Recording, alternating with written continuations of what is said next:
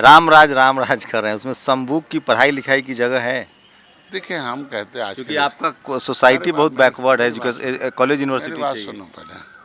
देखिए रावण राज और राम राज में अंतर यही था, दुनिया में प्रचलित है कि राम राज में रहने वाले के घरों में ताला नहीं लगता था, उनको शिक्षा स्वास्थ्य रोजगार सब था। रावण राज में प्रथा सुखी थी, दो तरह के लोग हुआ करते थे, तो इसीलिए उनको हटाया गया कि राम राज है। राम राज का मतलब ये नहीं कि दुखी का राज है। आज के दिन में पिछड़ों की चिंता कोई की, सपा बसपा के साथ मिलकर कांग्रेस की सरकार चल रही थी, लेकिन पिछड़े फुटबॉल की तरह घूम रहे थे। मंडल कमीशन बना था लेकिन झोले में था, कहीं कुछ नहीं था। यूपी में एक बड़ा फैक्टर था बीजेपी की जीत में, निषाद पार्टी। इंजीनियर संजय कुमार निषाद हमारे साथ हैं। एक लंबे वक्त तक इस देश में राजनीति में हाशिए पर लोग रहे हैं, चाहे वो एससी हो, एसटी हो, ओबीसी हो, माइनॉरिटी हो। निषाद समाज ओबीसी कम्युनिटी में आता है, इसके आरक्षण को लेकर और मांग कर रहे हैं, इनका एजेंडा भी आरक्षण रहा है। और ख़ासकर बिहार, उत्तर प्रदेश, मध्य प्रदेश में एक बड़ा कम्युनिटी है और बड़ा वोट बैंक है। क्या होगा आगे निषाद पार्टी का पूरा एजेंडा, क्योंकि बिहार में मुकेश सहनी भी है, वो भी हाथ पांव पसारने की कोशिश कर रहे थे। निषाद पार्टी को बड़ी कामयाबी मिली है। इंजीनियर संजय निषाद जी से इसी पर बात करेंगे। उम्मीद थी इतनी सफलता मिलेगी? निश्चित रूप से रहा। हम लोग कैडराइज हमारे यहाँ प्रोग्राम है, educate the educated person about the politics. हमारे यहाँ प्रोग्राम है, reach the out and treat the out and teach the out cast out. जब हम किसी सिस्टम से, किसी टेक्नोलॉजी से चलते हैं, जिस तरीके मैं डॉक्टर संजय कुमार निषाद हूँ, मेरे कार्यों को देखते हुए आपने इंजीनियर बना दिया, तो एक तरीके से सोशल इंजीनियरिंग का है कि हमारे यहाँ ढेर अच्छा, माफ़ कीजिएगा, इंजीनियर प्रवीण जी इंजीनियरिंग किया है। हाँ, तो नहीं, सोशल इंजीनियरिंग हमने भी कर दी कि हमारी जो उपजातियाँ थी, टुकड़े टुकड़े में इन्होंने बांट रखा था, एक एक झोरे में रखा था, एक एक झोरे का एक एक नेता बना रखा था। उस एक एक झोरे वोट को मैंने एक बोरे में भर दिया और उस पर लेबिल लगा दिया। पहले इनका लेबिल था पौआ पैसा वाला, कि पौआ पैसा हम देते हैं वोटेशन। लेकिन मैंने इनके निषाद राज के किले पर ले जाकर मैंने जब संकल्प दिलवाया और दिखवाए, भाई पावर के लिए काम करो, पावर से भविष्य बनता है। और पावर साइकिल में है नहीं, पावर हाथी में है नहीं। तुमने जब तक उनका बटन दबाया था, पावर उनके पास पहुंचाया, लेकिन उन्होंने अपने ट्रेडिशनल वोट बैंक को उन्होंने फ़ायदा पहुंचाया, बाकी को उपेक्षित रखा। तो जितनी उपेक्षित जातियां थीं, वो आज के दिन में उनको हम लोगों ने नज़रिया बदला और देखा कि माननीय मोदी जी, योगी जी बिना भेदभाव के सारे उपजातियों को, जिनके साथ धोखेबाजी हुई थी, जिसके साथ अन्याय हुआ था, और उनके ट्रेडिशनल वोट बैंक को भी बिना भेदभाव के इन्होंने योजनाओं का लाभ दिया। और हमने सारे जो हमारी कम्युनिटी थी, मछुआ समुदाय को, इनके ऊपर पार्टी का लेबल लगा दिया। निर्बल है कि तुम निर्बल हो, सबल बन जाओ। पार्टी सबल बनाती है, तो निर्बल इंडियन शोषित हमाराम दल का लेबल बनाया और संजोग से उसका शार्ट नेम निषाद हो गया। तो निषाद समझ गया कि मेरी पार्टी है, इसलिए इन लोगों ने भोजन भरी थाली को बटन दबा दिया। अब कहें भाई हम लोग अलग अलग नहीं, हम लोग निषाद राज के वंशज हैं। कभी राम ने निषाद राज को गले लगाया था तो शांति आई थी, और निषाद राज ने राम को अपनी सेना दी थी और राम राज लाने के लिए, कि रावण राज थोड़ा अपने बारे में बताइए। आप जिस कम्युनिटी से आते हैं, वहाँ पढ़ाई लिखाई बहुत देर से पहुँचने नहीं दिया गया। आप बैकग्राउंड थोड़ा बताइए, ताकि पूरा देश आपको जानना चाह रहा है, पूरी दुनिया में लोग देखना चाह रहे हैं। निश्चित रूप से आपने कहा कि पढ़ाई लिखाई, तो जो पढ़ाई लिखाई रोकने वाले थे कि यहाँ निषाद पढ़ न पाए, मैं निषाद नौकरी में न आवे, निषाद लोग नेता न बन पाओ, निषाद लोग विकास की मुख्यधारा में नहीं आ पाए, क्योंकि होशियार हो जाएंगे मेरा झंडा नहीं उठाएंगे, होशियार हो जाएंगे तो हमारे पीछे पीछे नहीं घूमेंगे, होशियार हो जाएंगे पौवा नहीं पिएंगे, पैसा नहीं लेंगे। तो हमारे इस जो रुकावट पैदा करने वाली जो पार्टियां थी, कांग्रेस थी, सपा थी, बसपा थी, इनके खिलाफ हम लोगों ने, इनके कुकृत्यों को हमने बताया कि भाई देखो, तो आप एक तो आरक्षण के हकदार थे, तुम्हारे पुरखों ने इस देश को आज़ाद कराया था, 578 जातियों में बांटा। 12 अक्टूबर 1871 को ब्रिटिश पार्लियामेंट में स्टीफन नामक सांसद ने कहा कि डॉक्टर का बेटा डॉक्टर होता है, इंजीनियर का बेटा इंजीनियर होता है, बदमाश का बेटा बदमाश होता है। ये निषाद बदमाश जाति यानी क्रिमिनल कास्ट घोषित करो। गाली देकर वहाँ अपमानजनक शब्दों का सूचक प्रयोग करके क्रिमिनल कास्ट घोषित किया। हमारे लोग उजड़ गए, 578 जातियों के टुकड़े टुकड़े में बंट गए। इनको क्रिमिनल कास्ट घोषित करके कानून से उजाड़ दिया। मेरे पास दस्तावेज मिला और मैं 8 घंटे 16 मिनट मैंने बहस कराया। उस समय हरिबाबू राठौर थे और उनके राज्यसभा कांग्रेस में। मीरा कुमारी थी, उस criminal tribes act inquiry committee की रिपोर्ट पर जो उन्हें बहस कराया और डीएनटी डी नोटिफाइड ट्राइब्स को है विमुक्ति जनजाति घोषित किया। मतलब देश को आज़ाद कराने वाली जातियाँ 5 साल 16 दिन गुलाम थीं। 31 अगस्त 1952 को काला कानून हटा, इनको मुक्त किया गया, लेकिन इनको विकास की मुख्यधारा में लाने के लिए कुछ नहीं बना। एक आयोग बना, लेकिन वो आयोग रहा।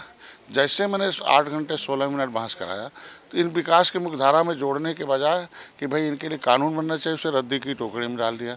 और वो 578 जातियाँ गुस्से में आई, कांग्रेस को रद्दी के टोकरी में डाल दिया। उनके सहयोग, कांग्रेस सपा बसपा के सहयोग से कांग्रेस की सरकार चल रही थी, उन्हें भी कहा भाई ये बदमाश है, इन्हें हटा दिया जाए, यही हमारे रोड़े हैं, इन्हें हटा। जैसे रोड़ा हट रहा है वैसे निषाद जाग रहा है, इनके साथ और भी जातियाँ जाग रही हैं। यही देश का अनाज गोदामों में सड़ रहा था। कांग्रेस सपा के सहयोग से, सपा और बसपा के सहयोग से कांग्रेस की सरकार चल रही थी। देश का अनाज गोदामों में सड़ रहा था, गांव का गरीब भूखों मर रहा था। अब भूखों मर रहा था तो गरीब सबसे ज़्यादा कौन था? जिसको पॉलिटिकल पावर नहीं था, जिसे शिक्षा से दूर रखा गया, जिसे कानून बना के उजाड़ा गया, अंग्रेज़ों ने उजाड़ा हो, मुगलों ने उजाड़ा हो। बहुजन समाज पार्टी आई, वर्ग 3 वर्ग 4 की ज़मीन इनके नाम था। आसामी घोषित किया था अंग्रेज़ों ने कि चलो तुम इसी खाते पीते रहते हो, तुम्हारे नाम है, तुम लोग इस पर खाना पीना रहना। अंग्रेज़ों से भी ज़्यादा क्रूरता बहुजन समाज पार्टी ने की कि उनको जो है अधिकारियों ने गुमराह कर दिया, वर्ग 3 वर्ग 4 की ज़मीन सरकार के हाथ में कर दिया। अब ये बेचारे खाने भी न मरने लगे। जब जो खाने भी न मरने लगेगा रोड पर आएगा, ऐसे रोड पर घूमने वाली सारी जातियों को मैंने इकट्ठा किया।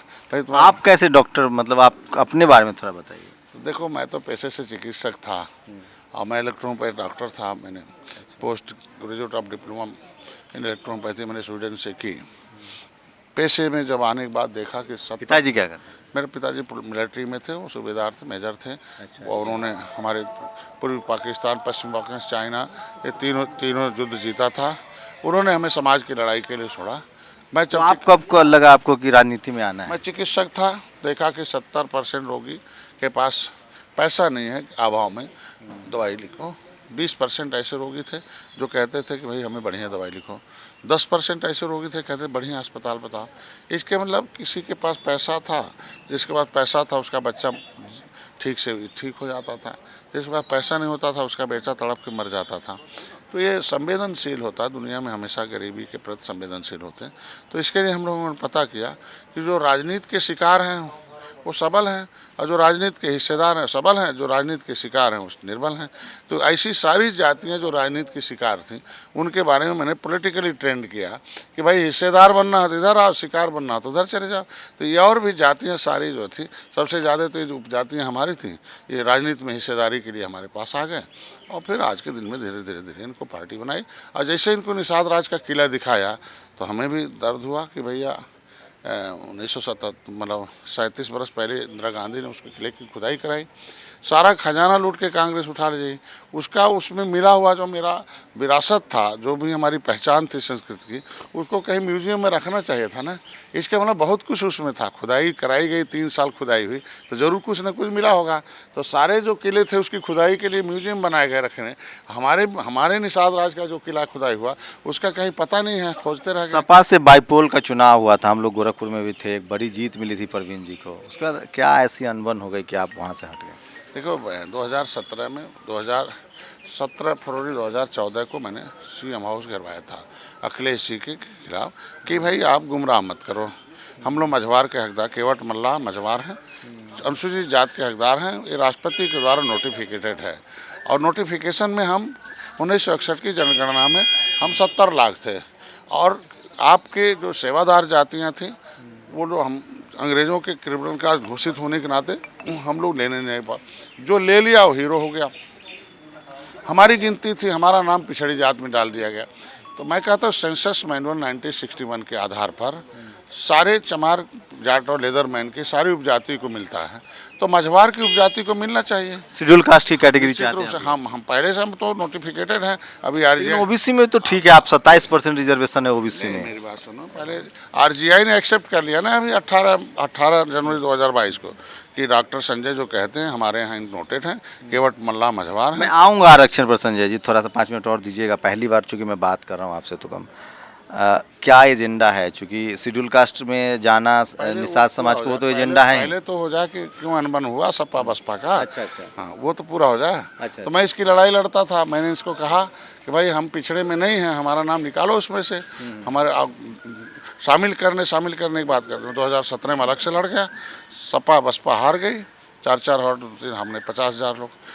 फिर आया कि नहीं चलो ये लोग मिले पिछड़ों के नाम के, तो इन्होंने गलती स्वीकार की। हमने कहा भाई आप पिछड़ों की नुमाइंदगी करते हो, लेकिन पिछड़ों के विकास के मुख्यधारा के लिए दो कानून नहीं बनाते हो। वो दलितों के नाम पर नुमाइंदगी करती हैं। पॉलिटिकल पार्टनर उनका सतीश मिश्रा हो जाता है, आपका पॉलिटिकल पार्टनर अमर सिंह हो जाता है। अरे यार पॉलिटिकल पार्टनर पिछड़ों को बनाओ ना। ये सब बातें होती थी निश्चित रूप से बात हुई लास्ट में, तो उन्होंने स्वीकार किया नहीं गलतियाँ हैं, आओ। हमने कहा दोनों आओगे तो मैं आऊँगा, तो बसपा और सपा दोनों एक हो जाओ तो मैं आऊँगा आपके। ये ऑप्शन छोड़ रखा था तो आपने। हाँ, तो दोनों एक हो गए। गोरखपुर में गोरखपुर, फूलपुर, कैराना, नूरपुर 4 सीट जीता है। मेरे पागल हो गए दोनों मिलके, हम ही लोगों को अलग कर दिया। कोई नहीं। हाँ। एक सीट जो थी हमने, ये बात है हमारी पार्टी को एक सीट दे दीजिए, पीस पार्टी को बहुत जरूरी है, कंफ्यूजन है, वो जाना तो चाहिए। दे दीजिए। तो उन्होंने कहा ठीक है। महाराजगंज की सीट तैयारी। हमने कहा 80 सीट आप लोग ले लो, हमें एक सीट दे दो लोकसभा में। निश्चित लोकसभा में। और इंजीनियर परवीन साहब जीते हैं, वो आपके सिंबल से आप लोग वही हैं। लेकिन सब बांट दिया, अपने घर भर को बांट दिया, सब दे दिया। 5 चरण का चुनाव हो गया, 6वां 7वां बच गया। जब रह गया लास्ट चरण का, तो ये हुआ कि भैया इनको ख़त्म कर। उन्होंने कहा कि आप हमारे सिंबल से लड़ जाओ। तब हम राष्ट्रीय अध्यक्ष, हम क्यों लड़ेंगे पार्टी में। तो फिर उसके बाद जब उन्होंने पार्टी बचाने की लड़ाई थी। तब नहीं तैयार हुए कि नहीं ठीक हम घोषणा करेंगे। प्रेस कॉन्फ्रेंस किया। प्रेस कॉन्फ्रेंस में जो तय था 7 बातें कि भाई आप घोषणा करेंगे कि यहाँ से लड़ेगी निषाद पार्टी, पीस पार्टी यहाँ से लड़ेगी। दूसरा घोषणा करेंगे डॉक्टर संजय लड़ेंगे। तीसरा घोषणा करेंगे डॉक्टर संजय अपने चुनाव चिन्ह भोजन भरी थाली से लड़ेंगे। चौथा था कि वहाँ चुनाव लड़ाने के लिए सपा और बसपा निषाद पार्टी तीनों एक रहेगी, हम लड़ा के जिताएंगे। ये सब 7 पॉइंट वहाँ तय हुआ। लेकिन उन्होंने प्रेस कॉन्फ्रेंस में कुछ नहीं कहा। जब कुछ नहीं कहा तो मेरे लोग नाराज़ हो गए शाम को। और निश्चित रूप से उन्होंने कहा भाई आप हमारे सिंबल से हम क्या नहीं लड़ेंगे। हमको मजबूरन लास्ट आवर में भाजपा 2.5 करोड़ की आबादी है आप लोग की सिर्फ यूपी में। निश्चित करोड़ 2 करोड़ लगभग 67 लाख के आसपास हमारी आबादी। और अगर बिहार और ये सब मध्य प्रदेश में जो निश्चित रूप से लगभग हम लोग उत्तर प्रदेश में ये तीनों प्रदेशों को मिला लीजिए तो लगभग हम 15%, 14 से 15% की आबादी है। निश्चित रूप से। क्या रोड मैप है, आगे क्या करेंगे आप? संतुष्ट हैं यूपी से, या जैसे एक बिहार में भी मुकेश सहनी है, वो भी चुनाव लड़ रहे हैं, तो एक पॉलिटिकल अलायंस की तरफ भी बढ़ेंगे आप लोग? पॉलिटिकल अलायंस हमने करके दिखाई ईमानदारी से। जिस तरीके से रामराज लाया था निषाद राज ने, उसी तरीके से डॉक्टर संजय भी पूरे रामराज। ये अभी एजेंडा क्या आप लोग का, क्या चाहते हैं एकदम सरकार से? उत्तर प्रदेश में 2024 में मोदी जी आए। उत्तर प्रदेश नहीं, पूरे देश में भारतीय जनता पार्टी। निषाद समाज के लिए भी क्या सरकार आप लोग की बन रही है, उसमें कितना रिप्रेजेंटेशन होगा? हम रिप्रेजेंटेशन नहीं चाहते हैं। हम चाहते हैं कि वो तो भारतीय जनता पार्टी बड़े भाई है। अगर लायक समझा है तो गले लगाया, लायक समझा 16 सीट दी, लायक समझा तो तन मन धन से मोदी जी, अमित शाह जी, नड्डा साहब, धर्मेंद्र प्रधान, योगी आदित्यनाथ जाके प्रचार किए, 11 सीट जिताए। बात ये हो रही है कि एक बैकवर्ड चेहरा के रूप में आपको आगे रखा जाएगा यूपी में। जिस लायक समझेगी भारतीय जनता, बड़े भाई हैं हम लोग, छोटे भाई हैं, बड़े लंबी राजनीति उनका देश में संगठन है, देश में सरकार है। तो जिस लायक समझेंगे निषाद पार्टी, हम लोग सहयोगी दल हैं, हम सहयोग करने के लिए आए हैं। हम लोग बार्गेनर नहीं हैं पॉलिटिकल। हम लोग शर्तों की राजनीति नहीं करते, हम लोग सिद्धांतों की राजनीति करते हैं। हम लोगों का सिद्धांत है कि जिसकी 2 जून की रोटी, 2 कपड़े, मकान छीने गए हैं, संविधान की सुरक्षा छीनी गई है, संवैधानिक हक छीना गया है, उन्हें वो मिल जाए, ये हम लोगों का सिद्धांत यही है। तो आज के दिन में हम लोग बधाई देने हैं मोदी जी, अमित शाह जी, नड्डा साहब की, कि मोदी जी की नीतियाँ, अमित शाह जी का प्रबंधन, माननीय योगी आदित्यनाथ जी का सुशासन, ये तीनों को विश्वास किया जनता ने, प्रचंड बहुमत दिया।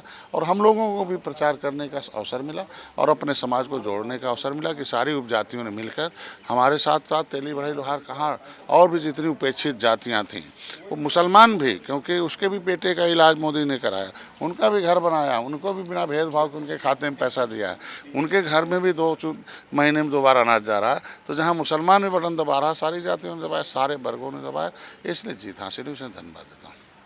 एक आखिरी सवाल लीजिएगा, हो सकता है आप बुरा मान जाए। रामराज कर रहे हैं, उसमें संबुक की पढ़ाई लिखाई की जगह है? देखिए हम कहते हैं आज क्योंकि आपका सोसाइटी बहुत बैकवर्ड है, कॉलेज यूनिवर्सिटी। बात सुनो पहले। देखिए रावण राज और राम राज में अंतर यही था, दुनिया में प्रचलित है कि राम राज में रहने वाले के घरों में ताला नहीं लगता था, उनको शिक्षा, स्वास्थ्य, रोजगार सब था। रावण राज में प्रजा सुखी थी, दो तरह के लोग हुआ करते थे, तो इसीलिए उनको हटाया गया कि राम राज है। राम राज का मतलब ये नहीं कि दुखी का राज है। आज के दिन में पिछड़ों की चिंता कोई की, सपा बसपा के साथ मिलकर कांग्रेस की सरकार चल रही थी, लेकिन पिछड़े फुटबॉल की तरह घूम रहे थे। मंडल कमीशन बना था लेकिन झोले में था, कहीं कुछ नहीं था। लेकिन मोदी जी ने पिछड़ा वर्ग आयोग बनाया, मोदी जी ने पहले रिजर्वेशन सर्विस में दे दिया था, लेकिन जब पढ़ने में नहीं दोगे, पढ़ाई नहीं रहेगी तो कैसे पिछड़े की नौकरी मिलेगी भैया। पिछड़ों के बच्चों को पढ़ने में जो रिजर्वेशन की पॉलिसी बनाई मोदी जी ने कि पिछड़े के बच्चों को रिजर्वेशन दिया जाए। तो अर्जुन सिंह के समय आया है, अर्जुन सिंह जब पढ़ाई में नहीं आया था, लागू नहीं था, मैं कहता हूँ लागू नहीं था। आप एश्योर करें कि रिजर्वेशन को आप इम्प्लीमेंट करवाएंगे? निश्चित रूप से रिजर्वेशन का इम्प्लीमेंट हो ही रहा है। आखिर मान के चलिए टाइम लगता है, 70 साल से सवर्ण के लोग मुख्यमंत्री और सब जगह थे, लेकिन उन्होंने समय आने पर रिजर्वेशन लिया ना। 10% नहीं था, गरीबों के लिए 10% लिखा, तो आज के दिन में जिसका लिखा है उसे भी मिले, उसके लिए मोदी जी चिंता कर। मैं पहले बताया कि पिछड़ों के लिए चिंता कोई और नहीं किया, पिछड़ों के नाम पर वोट लिया इन्होंने। 2 कानून भी पिछड़ों के नाम पर माननीय समाजवादी पार्टी नहीं बनाई। अगर बनाई होती तो प्रचार में ये कहती कि हमने पिछड़े तुम्हारे लिए 2 कानून बनाया। गलती हुई है इसलिए आप लोग उनका मोह भंग हुआ? नहीं, गलती क्या, बदमाशी है इन लोगों ने कि 2000 पर जैसे सपा जीतती है वो गुंडागर्दी, वो 2000 परिवार ही उनके हीरो, बाकी जनता जीरो है। उन्होंने अपनी बिरादरी का भी ख्याल नहीं किया। चलिए अभी बधाई का समय है और संजय निषाद ने एक लंबी राजनीतिक लड़ाई भी लड़ी है। मैं फिर कह रहा हूँ, बैकवर्ड क्लास के लोग, SC ST OBC माइनॉरिटी के लोग राजनीति में आ रहे हैं, उनको बधाई दीजिए, जीत की बधाई दीजिए। राजनीतिक हिस्सेदारी तो बढ़ रही है, इनकी राजनीतिक हिस्सेदारी रहेगी तब इनसे अगर कोई दिक्कत होती है तो सवाल भी पूछे जाएंगे। पहली बार है कि भारतीय जनता पार्टी ने सारी जातियों को, कोई ऐसी जात नहीं बची होगी उत्तर प्रदेश की जिसको टिकट न दिया हो, और जिताने का भी प्रयास किया है। हमारे सामने की बात पहली बार, कास्ट OBC को ज़्यादा टिकट निश्चित रूप भाई हम लोग आए हैं तभी तो मिला है। और जब देखा है, दिखाया गया कि साहब अन्याय हो रहा, सपा बसपा ने 30 साल अन्याय किया, OBC SC ST के नाम पर दिया, कुछ नहीं किया, तो उन्होंने किया है, तो ये जो किया वो पाएगा, और जिसने इनके साथ अन्याय किया वो कहाँ जाएगा। आज के दिन में मैंने पहले बताया ना कि इसलिए मोदी जी ने, योगी जी ने गरीबों को, सभी जातियों को पॉलिटिकल पार्टनर बनाया, सबको पॉलिटिक्स में हिस्सेदारी दी, इसलिए विशेष धन्यवाद देता हूँ। तो संजय जी को बधाई दीजिए। मैं फिर कह रहा हूँ, अभी एक लंबा सफ़र तय करना है, जो बैकवर्ड क्लास के लोग हैं, जो माइनॉरिटी हैं, जो शेड्यूल कास्ट के हैं, लेकिन धीरे धीरे राजनीति में उनकी हिस्सेदारी जो है बढ़ रही है। इस बार का नतीजा भी इसी तरह से है। निषाद समाज के लोगों ने एकजुटता से संजय जी को अपना नेता माना है। देखते हैं जो मंत्रिमंडल बनता है उसमें निषाद पार्टी को कितनी भागीदारी मिलती है। यूपी में लगातार चर्चा हो रही है कि डॉक्टर संजय निषाद जो है वो डिप्टी CM होंगे। कैमरा पर्सन आशीष के साथ शंभू कुमार सिंह, नेशनल दस्तक, दिल्ली। नेशनल दस्तक की आपसे गुजारिश है कि अगर इसको बचाना चाहते हैं तो नेशनल दस्तक को सब्सक्राइब करने के लिए रेड कलर के सब्सक्राइब बटन को दबाएं, फिर बेल आइकन की घंटी दबाएं। नेशनल दस्तक को बचाने के लिए बहुत जरूरी है कि हर खबर को शेयर करें, लाइक करें, कमेंट जरूर करें।